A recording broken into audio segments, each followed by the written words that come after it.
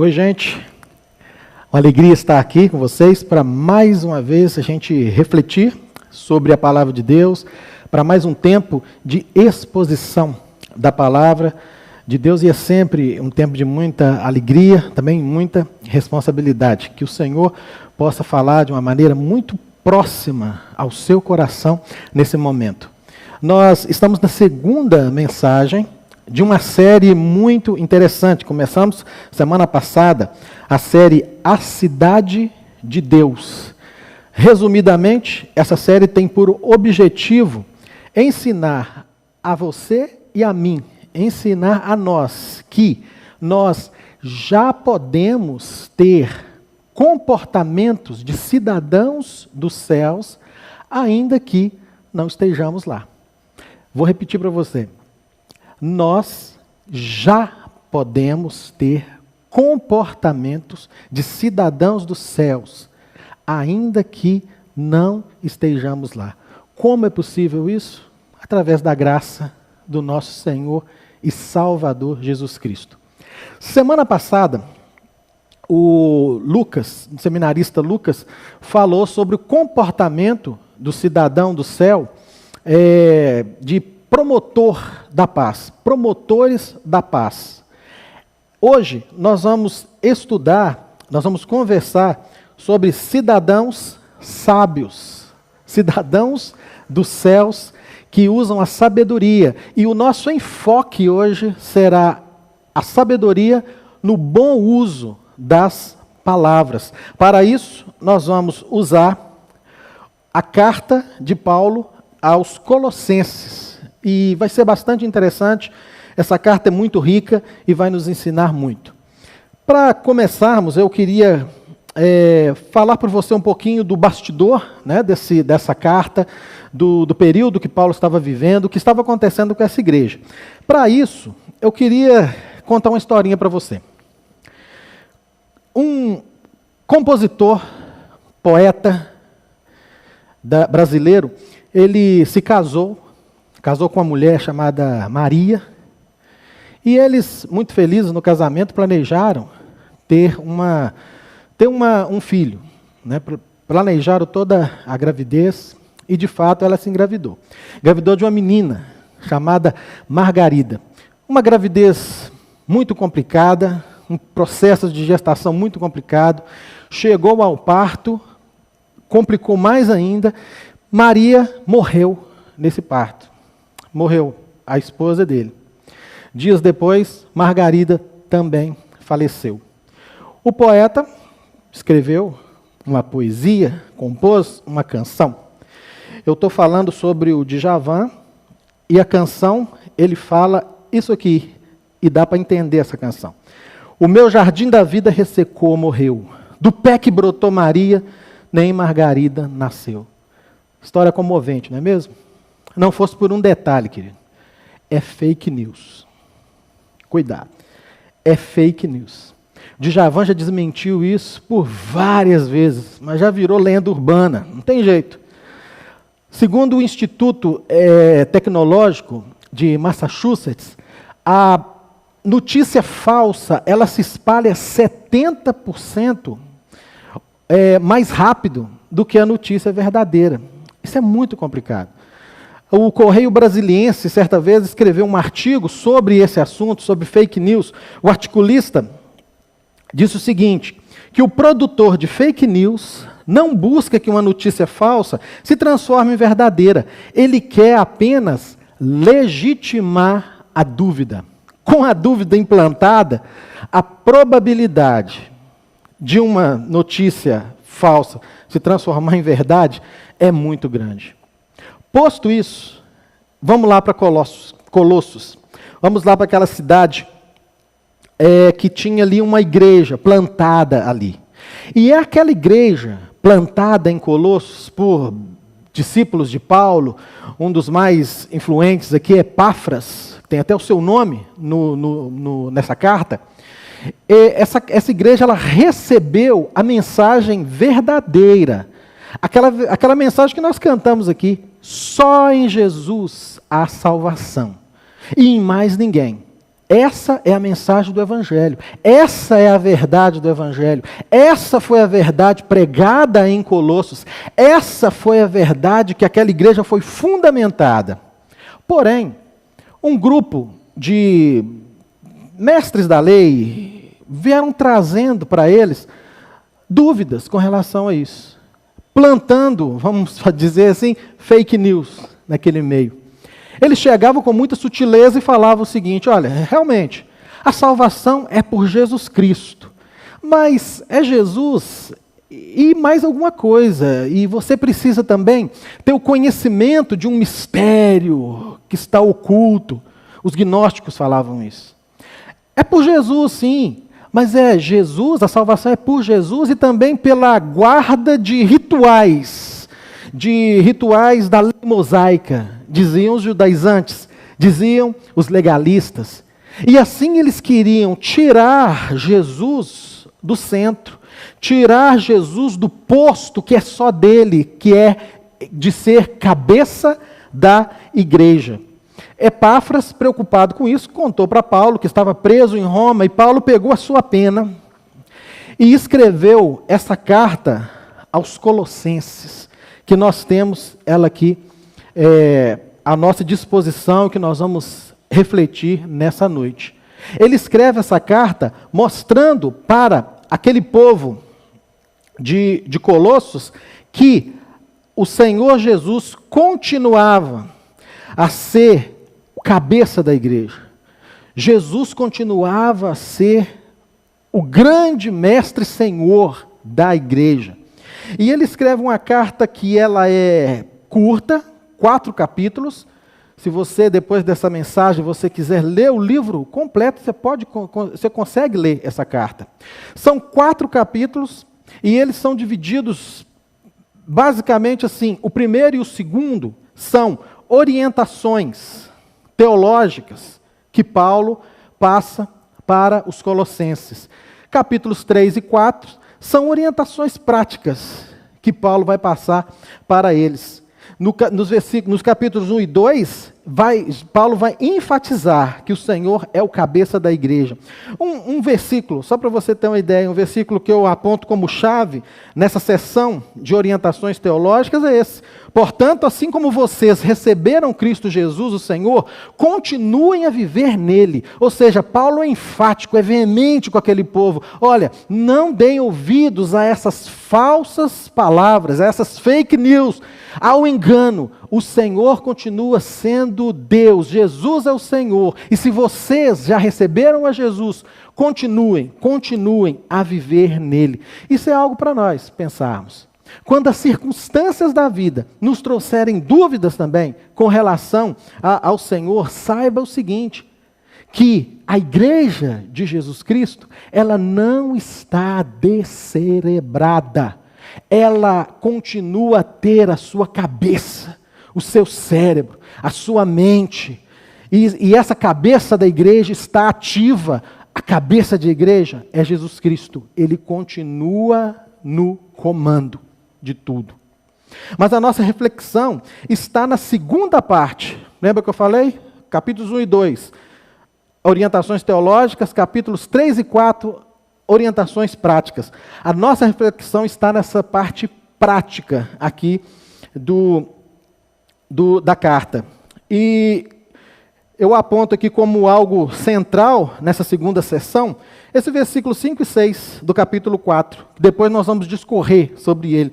Mas só para você perceber aqui, portai-vos, já que é de forma prática, portai-vos com sabedoria, e a vossa palavra seja sempre agradável. Nossa reflexão hoje vai falar sobre essa sabedoria que nós devemos ter, e vai falar sobre o bom uso das palavras, que eu e você precisamos também ter esse comportamento como cidadãos dos céus. O texto básico para a nossa reflexão, Colossenses 4, de 2 a 6. Para ser mais didático, eu também dividi esse trecho. Versículos de 2 a 4, eu vou falar sobre a nossa postura sábia com as palavras direcionadas a Deus. Versículos 5 e 6, eu vou falar da nossa postura sábia com as nossas palavras em direção aos homens. Então, está aí na tela para você entender como é que vai ser a nossa dinâmica. Versículos 2 a 4, direcionamento de palavras a Deus. Versículos 5 e 6 ao próximo. Muito bem, vamos lá? Vamos para o texto? Vamos lá então. Colossenses 4, de 2 a 4, nosso direcionamento de palavras sábias a Deus. Diz assim o texto: perseverai na oração, vigiando com ações de graças, suplicai ao mesmo tempo também por nós, para que Deus nos abra a porta à palavra, a fim de falarmos do mistério de Cristo, pelo qual também estou algemado, para que eu manifeste como devo fazer. Nosso direcionamento com relação a Deus é em oração. Lógico, as nossas palavras dirigidas a Deus são em oração. E aqui nesse texto, dos versículos 2 a 4, nós vamos ver os ingredientes dessas nossas palavras ao Senhor. Os elementos que devem compor essa nossa oração direcionada a Deus. E nós vamos ver aqui claramente que a nossa oração ao Senhor, ela precisa ser perseverante, grata e intercessória. Anota isso aí.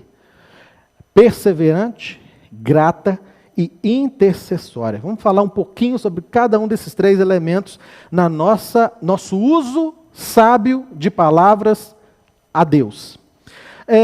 E para isso, irmãos, eu vou pedir ajuda ao Tiago, aquele que escreveu a carta que está aqui na Bíblia. Porque Tiago apresenta uma ótica muito interessante sobre perseverança. Ele fala que a perseverança é fruto de quê? Da provação da nossa fé. Tiago 1,3 diz assim: sabendo que a provação da vossa fé produz perseverança.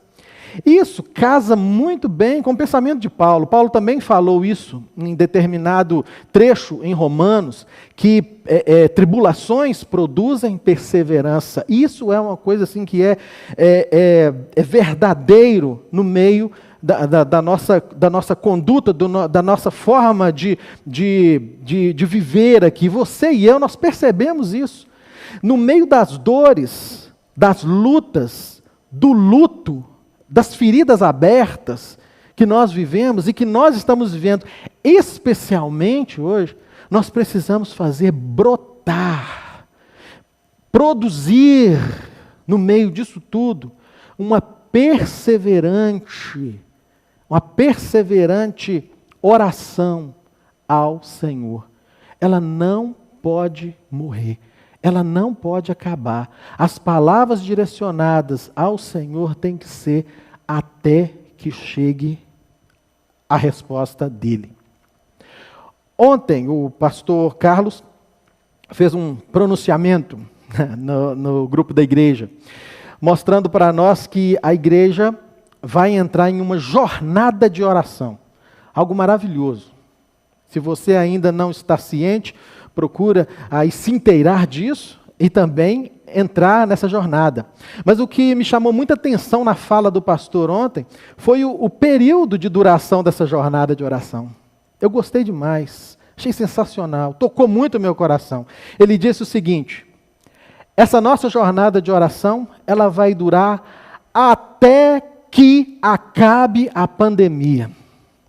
Não vai ser uma semana de oração, não vai ser um mês, vai ser até acabar. Vai durar até quando? Esse tempo de luto, esse tempo de tristeza, esse ambiente que está circulando assim no nosso Brasil e no mundo. O ambiente negro vai durar até quando? Não sei. Então, enquanto durar isso, a Igreja Presbiteriana de Paulínia e todos aqueles que abraçaram essa jornada estarão orando. Essa é a ideia. Isso é o que a palavra de Deus nos orienta. Esse é um uso sábio de palavras ao Senhor, O texto de Colossenses 4, que nós lemos, versículo 2, já começa: perseverai na oração. Que a minha e a sua oração sejam perseverantes. Não desista, querido, não desista. Um outro ingrediente que deve estar na nossa condução, né, da nossa palavra sábia ao Senhor, direcionada a Deus, é a gratidão. Gratidão. Lembre-se que Paulo estava preso em Roma, estava em sofrimento, e ele fala com os colossenses para ter um coração grato. Veja bem o texto. Preste atenção aí nesse amarelinho aí que está em destaque. Perseverai na oração, vigiando com ações de graças. Numa conquista, é muito mais fácil você ter o coração grato. Apesar de que muitos, mesmo recebendo bênçãos e respostas, não conseguem ter esse coração grato integralmente. Mas é mais fácil. Agora, ter um coração grato na luta, na dificuldade, nos nãos de Deus, no céu de bronze, como dizem as pessoas, é muito mais complicado. Por isso, o texto de Paulo fala: vigie com ações de graça. Outra versão fala: esteja alerta. Eu e você, nós precisamos estar alertas quanto a isso, porque nós nos desviamos muito desse ingrediente que é a gratidão, e especialmente a gratidão em meio à dificuldade, a gratidão em meio ao caos.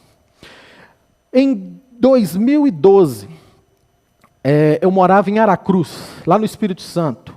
Trabalhava na primeira igreja presbiteriana e fomos a um médico para consultar o meu menino, o André Felipe. Ele tinha um problema, né, de audição, e o médico nos deu uma notícia assim que deixou a gente apavorado. Olha, esse problema desse menino é só com uma cirurgia. E começou a explicar como é que era a cirurgia, como seria a cirurgia. Muito invasiva. Ia cortar aqui a cabeça dele, serrar o osso. Eu não vou falar mais nada não por causa do horário. Mas a gente ficou arrepiado. E falamos: meu Deus, essa situação difícil, nós não queremos isso. E começamos a orar. E alguém falou com a gente assim: ó, tem esse doutor aqui lá em Vitória, na capital. Ele é bom. Vai lá e vê também a opinião dele. Fomos a Vitória. Nesse dia fui eu e o Dedé só. Chegamos lá no doutor, conversamos com ele, e ele falou com a gente o seguinte: olha, tem que ser feita, de fato, essa cirurgia, não tem jeito. E deu mais detalhes ainda. Agora você imagina a situação da gente, né? Saímos numa tristeza, eu e o André Felipe, nós saímos murchos, completamente.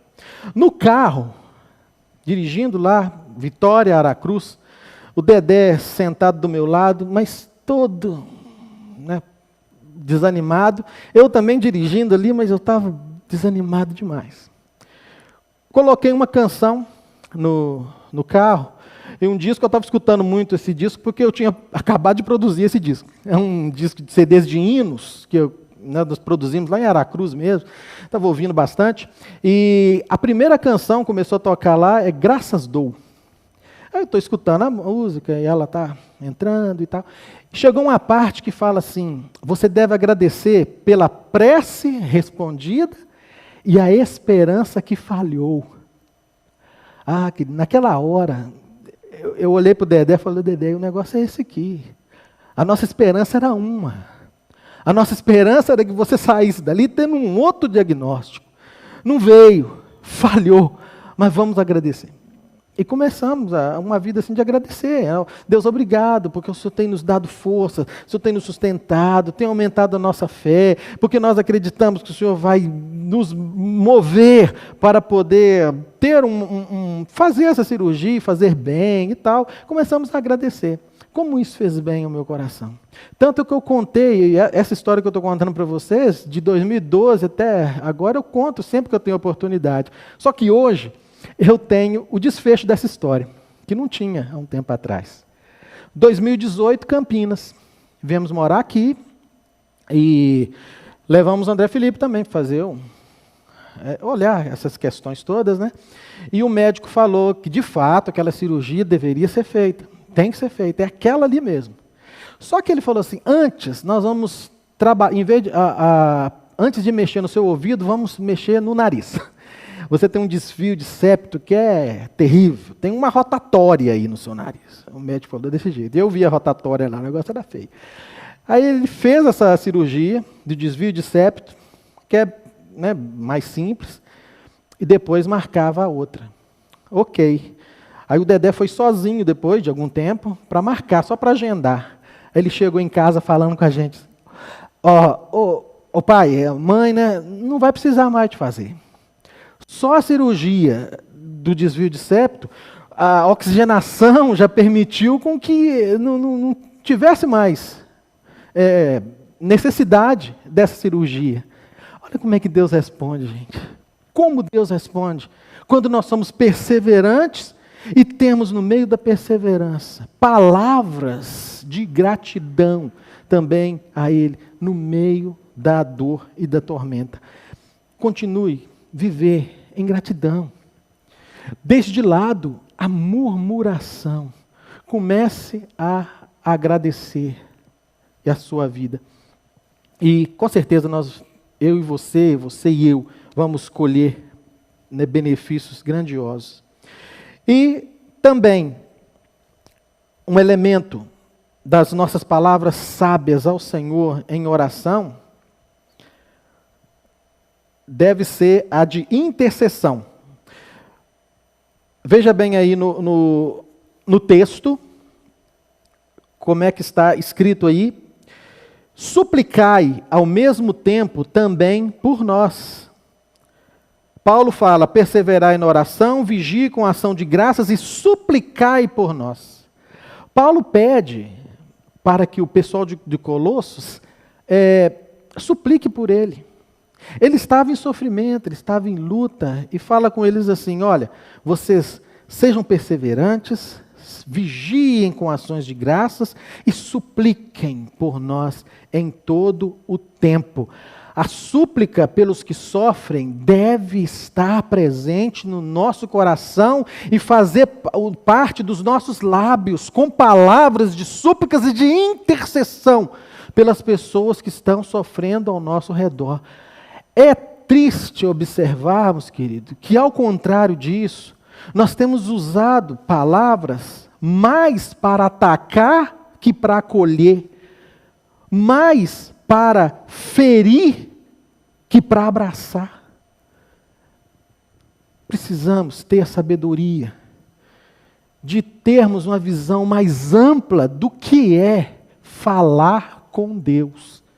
É perseverar, é agradecer, é perceber a necessidade ao nosso redor e suplicar, e interceder, e levar para o Senhor as dores e o sofrimento das pessoas que estão ao nosso redor. Então, palavras sábias, direcionadas a Deus, nesse primeiro momento, nesse trecho que nós estamos estudando, nos falam para sermos perseverantes, gratos e sermos intercessores, sempre ao Senhor.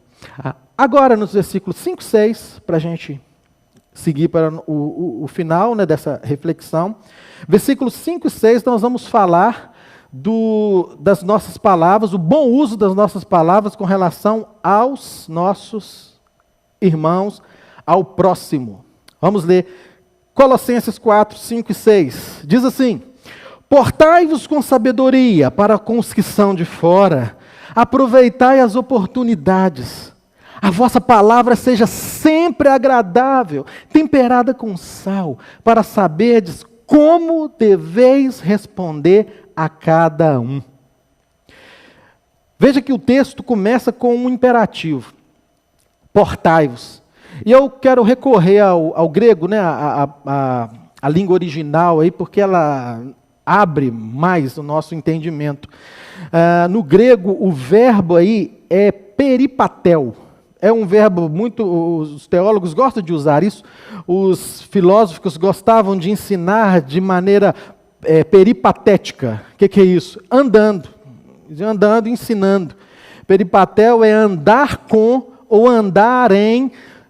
Sabendo disso, quando você lê esse texto, você perceba que Paulo está dizendo para eles o seguinte: andai com sabedoria. Em outras palavras, pega a sabedoria pela mão,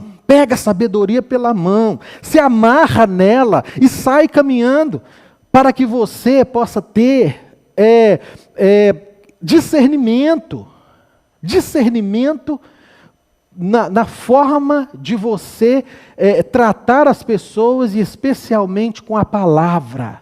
E é isso que ele vai começar a falar agora, porque fundamentado na sabedoria, andando em sabedoria, nos portando com a sabedoria, nós vamos ter palavras que são agradáveis e equilibradas. Se as nossas palavras em direção a Deus devem ser perseverantes, gratas e intercessórias, as nossas palavras com os nossos irmãos, com o próximo, elas devem ser fundamentadas na sabedoria, agradáveis e equilibradas. Veja bem o texto, como fala sobre essa questão da palavra agradável. Está no destaque aí, em amarelinho, né? A vossa palavra seja sempre agradável. Pegando emprestado lá o grego de novo, agradável aí vem de caris, que é graça. Paulo está querendo dizer para eles ali o seguinte: que as suas palavras sejam cheias de graça. Ou seja, que a sua palavra, que a minha palavra para com o nosso próximo, seja querendo sempre o bem, sem desejar retorno.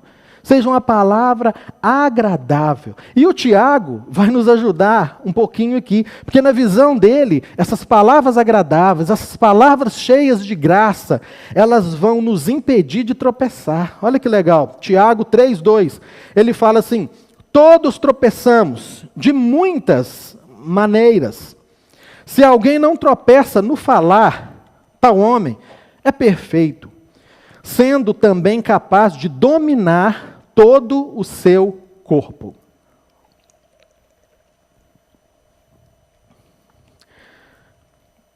Palavras agressivas, ácidas, envenenadas, não são de maneira nenhuma adequadas aos cidadãos dos céus.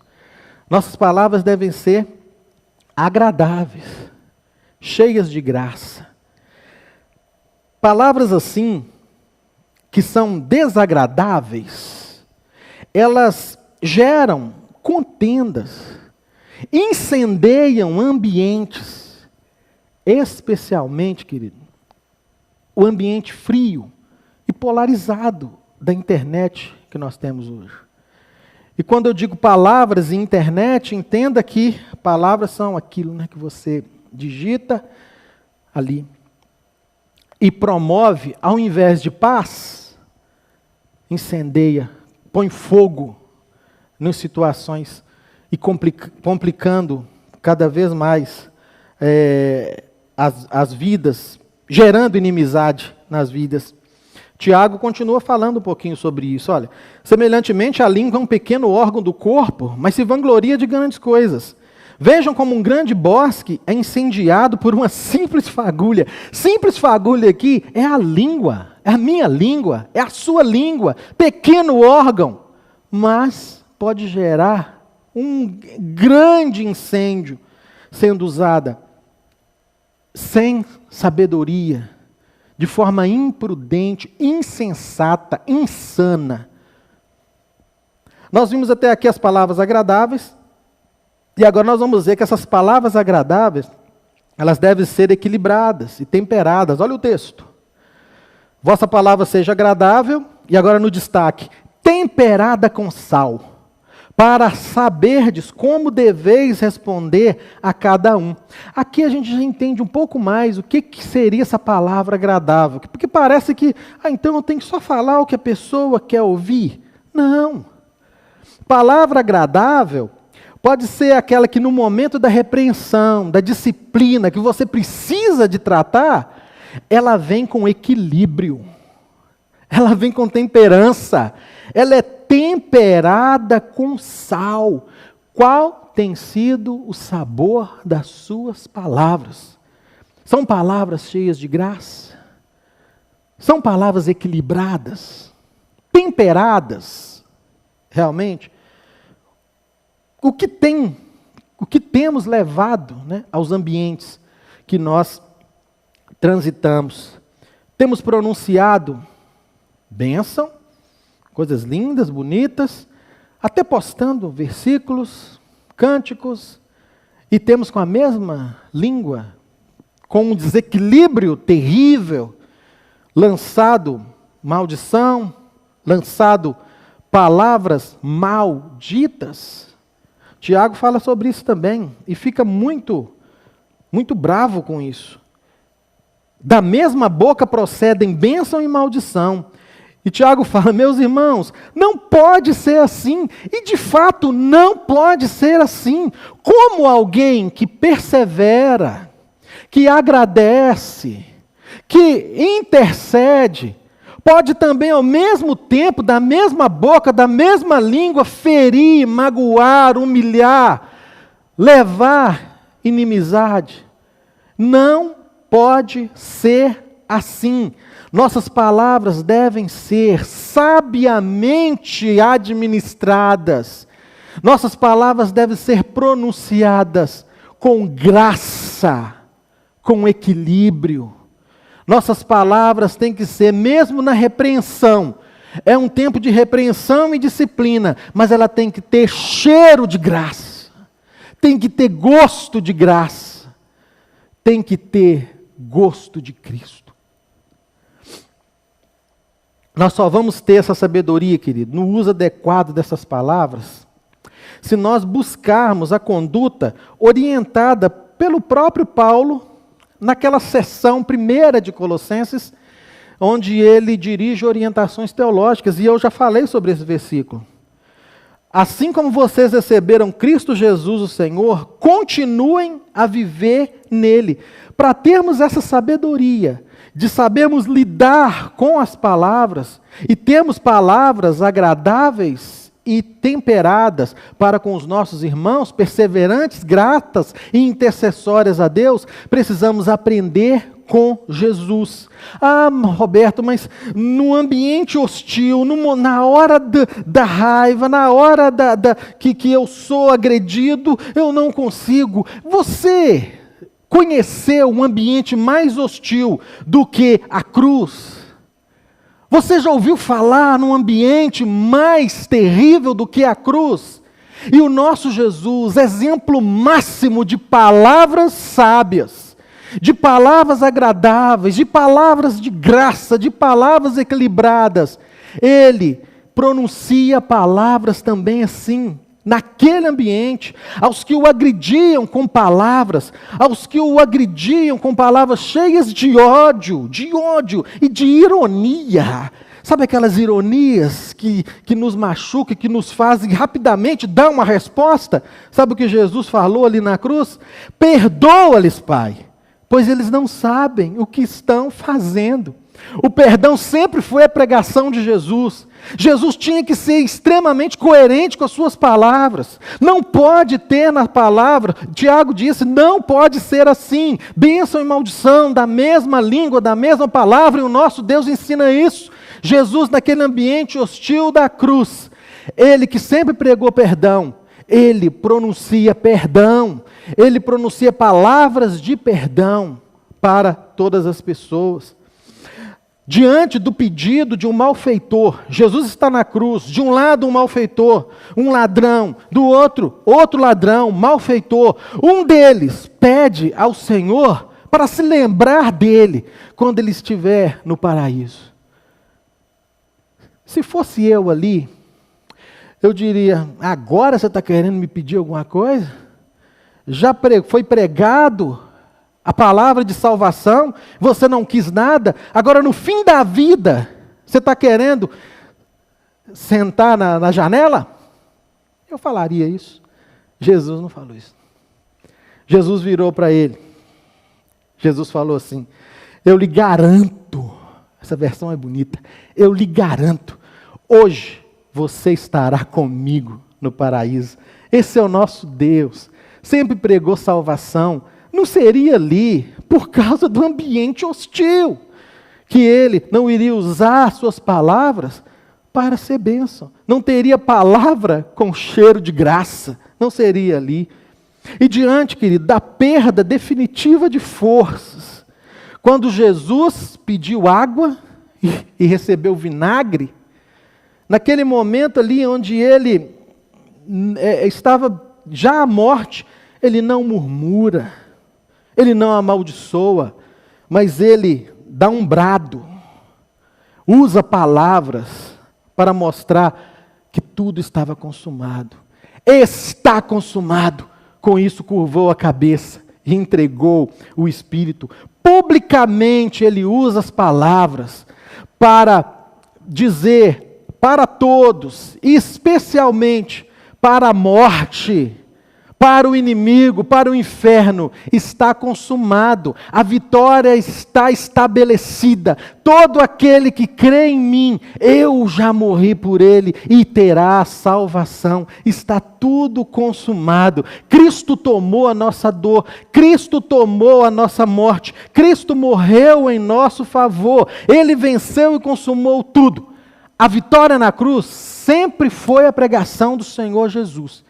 E ele ali na cruz, ele se mantém coerente com as suas palavras. Está tudo consumado. A vitória chegou por minha morte,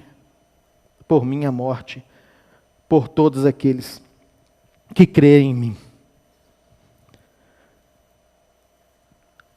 Concluindo, querido, vejo que contra alguma fake news, algum engano que esteja sendo semeado, a ação mais efetiva sempre é dizer a verdade.